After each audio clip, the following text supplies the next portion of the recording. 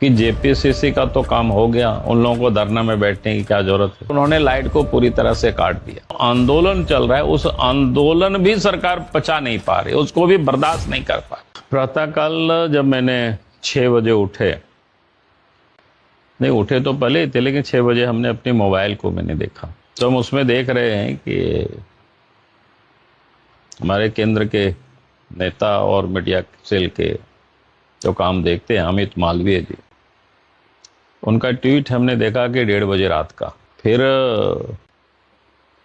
लोगों ने हमें भेजा था, उसको भी हमने देखा कि एनआई का जो ट्वीट है सवेरे 6 बजे का, और उससे हमें जानकारी मिली कि रात में 1-1:30 बजे वहाँ पुलिस गई थी, सिटी एसपी, सीनियर एसपी और डीसी भी शायद गए थे, जो वहाँ लड़कों ने बताया, और सबको वहाँ से हटाने का वो प्रयास कर रहे थे।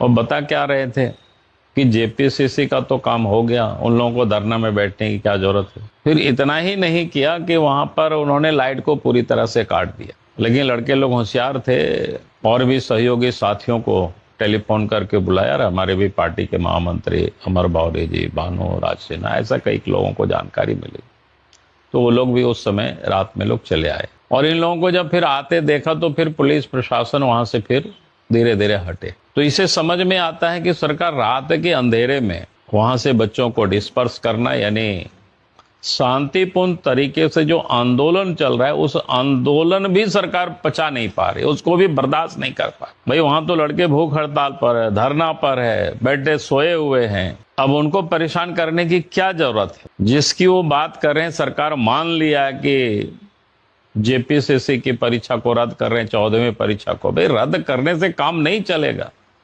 बच्चों की क्या मांग है? सीबीआई से जांच कराना, क्योंकि आप जिस सीआईडी से जांच कर रहे हैं उस सीआईडी के ऊपर बच्चों का नहीं कि झारखंड के लोगों का भी कोई भरोसा नहीं।